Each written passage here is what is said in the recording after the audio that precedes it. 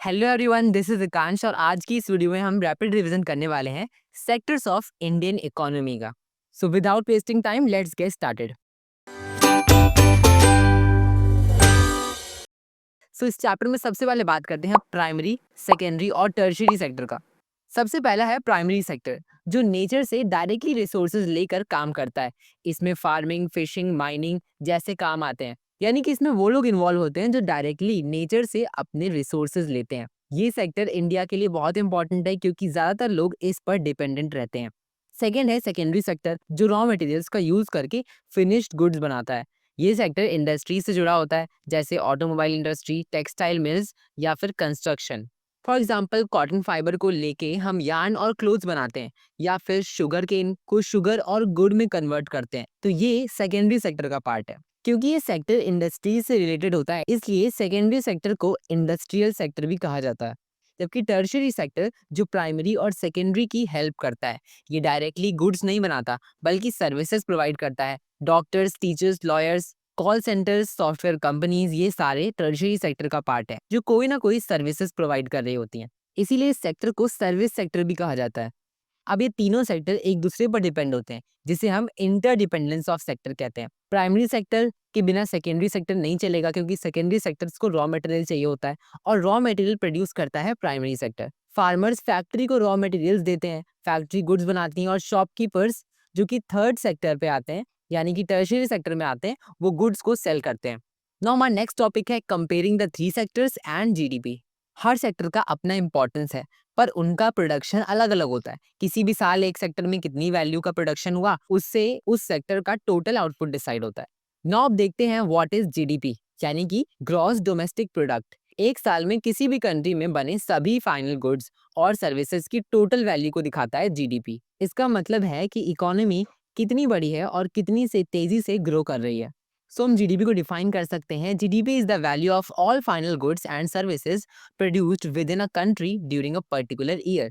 सो GDP क्यों important है? जब जीडीपी बढ़ती है तो इसका मतलब है कि कंट्री में ज्यादा प्रोडक्शन हुआ है, जिससे नए जॉब्स क्रिएट होते हैं और लोगों की इनकम भी बढ़ती है। पर अगर जीडीपी कम होती है तो इसका मतलब है कि इकोनॉमिक स्लो डाउन हो रहा है। अब इस जीडीपी में सबसे ज्यादा कौन सा सेक्टर कंट्रीब्यूट करता है? सो आज के टाइम में टर्शियरी सेक्टर, यानी कि सर्विसेज सेक्टर, इंडिया की जीडीपी में सबसे बड़ा योगदान देता है। पहले के टाइम पर ये प्राइमरी सेक्टर सबसे ज्यादा इंपॉर्टेंट था और सबसे ज्यादा कंट्रीब्यूट करता था टू द जीडीपी। बट अब प्रेजेंट टाइम में इंडस्ट्रीज की ग्रोथ हो रही है और सर्विसेज सेक्टर जो है वो सबसे ज्यादा जीडीपी में कंट्रीब्यूशन करता है, यानी कि इसकी वजह से सबसे ज्यादा प्रोडक्शन वैल्यू जनरेट होती है। अब देखते हैं कि इस टर्शियरी सेक्टर का कितना इंपॉर्टेंस है या फिर ये क्यों इंपॉर्टेंट है। तो पहला है क्योंकि ये बेसिक सर्विसेज प्रोवाइड करता है सभी को। हॉस्पिटल्स, स्कूल्स, पुलिस, बैंक्स, ये सब सर्विसेज हर किसी के लिए जरूरी है, चाहे वो कोई भी सेक्टर से हो। सेकेंड है growth of agriculture and industry, यानी कि एग्रीकल्चर और इंडस्ट्री के बढ़ने से ट्रांसपोर्ट, ट्रेड और स्टोरेज जैसी सर्विसेज भी बढ़ने लगती हैं, यानी एक सेक्टर दूसरे सेक्टर को पुश करता है। थर्ड है high income, more demand for services, यानी कि जैसे जैसे लोगों की इनकम बढ़ती है वैसे वैसे डिमांड भी बढ़ने लगी। Restaurant, shopping malls, private hospitals, tourism, आज के टाइम पर लोग सिर्फ जरूरी सर्विसेज नहीं बल्कि लग्जरी डिमांड्स बन गई हैं। फोर्थ है rise of IT and communication technology, और सबसे बड़ी बात है इंफॉर्मेशन टेक्नोलॉजी और कम्युनिकेशन सर्विसेज का बढ़ना। आज के टाइम पर इंडिया आईटी और सॉफ्टवेयर सर्विसेज में दुनिया भर में फेमस है। फॉर एग्जाम्पल, इंडिया का बीपीओ सेक्टर। अब दो और मेजर सेक्टर के बारे में बात कर लेते हैं, जो कि है पब्लिक सेक्टर और प्राइवेट सेक्टर। गवर्नमेंट के कंट्रोल में चलने वाली सर्विसेज और प्राइवेट कंपनीज दोनों इकोनॉमी का पार्ट होती हैं।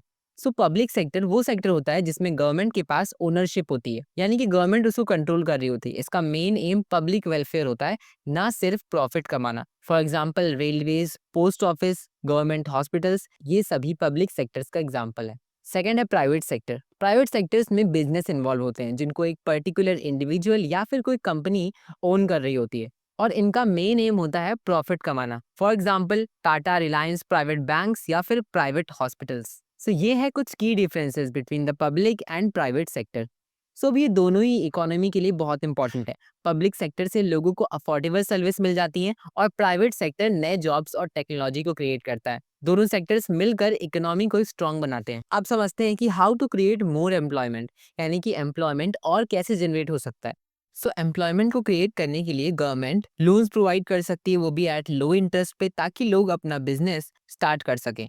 प्रमोटिंग स्मॉल स्केल इंडस्ट्रीज, जैसे कि छोटी industries, mills, Honey collection centres को प्रमोट कर सकती है। इसी जगह के पोटेंशियल को आइडेंटिफाई कर सक वहाँ के टूरिज्म को प्रमोट कर सकती है, वहाँ के रीजनल क्राफ्ट को प्रमोट कर सकती है, और न्यू सर्विसेज जैसे कि आईटी को प्रमोट कर सकती है। टूरिज्म को प्रमोट करने का मतलब है कि टूरिस्ट स्पॉट बनाना, जिससे कि वहाँ पर जॉब्स क्रिएट होंगी। एजुकेशन सेक्टर पर एम्फेसाइज कर सकती है, एजुकेशन सेक्टर भी एक जॉब क्रिएशन का बहुत बड़ा सोर्स बन सकता है। इसके अलावा इंफ्रास्ट्रक्चर को बेटर बनाने के लिए बिल्डिंग्स, डैम्स में इन्वेस्ट कर सकती है, जिससे ज़्यादा जॉब्स भी क्रिएट होंगी। अब हम दो और सेक्टर्स के बारे में बात कर लेते हैं, organise sector and unorganise sector. So अब देखते हैं कि ऑर्गेनाइज सेक्टर क्या होता है। ऑर्गेनाइज सेक्टर में प्रॉपर रूल्स और रेगुलेशंस होते हैं। ये सेक्टर गवर्नमेंट से कनेक्टेड होता है या फिर रजिस्टर्ड होता है, और कुछ रूल्स और रेगुलेशंस का इनको फॉलो करना पड़ता है। इसमें वर्क रेगुलर होता है और फिक्स्ड वर्किंग आवर्स में होता है, यानी कि पर्टिकुलर टाइम पर होता है। अब जो लोग इस सेक्टर में काम करते हैं उन्हें कई सारे बेनिफिट्स मिलते हैं, जैसे कि paid leave, payment during holidays, इसी के साथ रिटायरमेंट के बाद पेंशन भी मिलती है। तो इसके एग्जाम्पल हो सकते हैं government employees, industrial workers, anganwadi workers, village health workers etcetera. इसी का ठीक अपोजिट होता है अनऑर्गेनाइज सेक्टर। ये सेक्टर गवर्नमेंट के कंट्रोल में नहीं होता या फिर गवर्नमेंट से रजिस्टर्ड नहीं होता। इस सेक्टर्स में जॉब काफी लो पेड होती है और रेगुलर भी नहीं होती। इसी के साथ जॉब्स में कोई सिक्योरिटी नहीं होती, यानी कि जॉब किसी भी वक्त जा सकती है। सैलरी भी फिक्स नहीं होती, और ना ही कोई वर्किंग आवर्स फिक्स्ड होते हैं। पेड लीव्स और पेंशन जैसी कोई भी फैसिलिटीज इसमें अवेलेबल नहीं होती। इसका एग्जाम्पल हो सकता है farming, domestic workers, labouring etcetera. So basically unorganise sector में काफी सारी प्रॉब्लम्स हैं। सो अब क्वेश्चन ये है कि इस अनऑर्गेनाइज सेक्टर को और प्रोटेक्शन कैसे दी जा सकती है, यानी कि यहाँ पर काम करने वाले वर्कर्स को कैसे प्रोटेक्ट कर सकते हैं। So government minimum salary fix कर सकती है, ताकि वर्कर्स को उनका प्रॉपर सैलरी मिल सके। वर्किंग आवर्स को फिक्स किया जाना चाहिए, ताकि लोग ओवर वर्क ना करें। गवर्नमेंट को सेल्फ एम्प्लॉयड वर्कर्स, यानी कि छोटे बिजनेस वाले वेंडर्स को सस्ते लोन प्रोवाइड करना चाहिए, ताकि वो अपने काम को और बढ़ा सकें। इसी के साथ गवर्नमेंट्स उनको अफोर्डेबल हेल्थ केयर, एजुकेशन और राशन प्रोवाइड कर सकती है। इसके अलावा गवर्नमेंट नए लॉज बना सकती है, जो अनऑर्गेनाइज सेक्टर को पेड लीव या फिर ओवर टाइम पे और सिक लीव दे सके। अब इंडिया के इकोनॉमी में गवर्नमेंट का क्या रोल हो सकता है? गवर्नमेंट का काम केवल रूल्स या फिर रेगुलेशंस बनाना नहीं, बल्कि हर सिटीजन्स की जरूरत का ध्यान रखना भी होता है। सो अब देखते हैं कि गवर्नमेंट के पास जो पैसा आता है वो कहाँ से आता है। सरकार के पास जो भी पैसा आता है वो टैक्सेस से आता है। गवर्नमेंट टैक्स कलेक्ट करती है, उसी से ये सर्विसेज प्रोवाइड करती है, जैसे कि रोड्स का डेवलपमेंट, रेलवेज, एजुकेशन या फिर हेल्थ केयर। गवर्नमेंट के इंफ्रास्ट्रक्चर को डेवलप करने से इकोनॉमी को भी बूस्ट मिलता है। इसी के साथ गवर्नमेंट लोन्स, सब्सिडीज जैसी पॉलिसीज भी प्राइवेट सेक्टर को प्रोवाइड करती है। नेक्स्ट है गवर्नमेंट एंड फार्मर्स, यानी कि गवर्नमेंट फार्मर से वीट और राइस फेयर प्राइसेस पर खरीदती हैं और राशन शॉप्स पर सस्ते दाम पर गरीबों को देती हैं। इससे फार्मर्स को भी फायदा होता है और कंज्यूमर्स को भी। नेक्स्ट है एजुकेशन एंड हेल्थ केयर में भी गवर्नमेंट की ड्यूटी है, यानी कि हर सिटीजन को अच्छी एजुकेशन और हेल्थ केयर देना भी गवर्नमेंट की ड्यूटी होती है। इसी के साथ सेफ ड्रिंकिंग वाटर, सस्ता घर और न्यूट्रिशन प्रोग्राम चलाकर सोसाइटी को बेटर बना सकती है।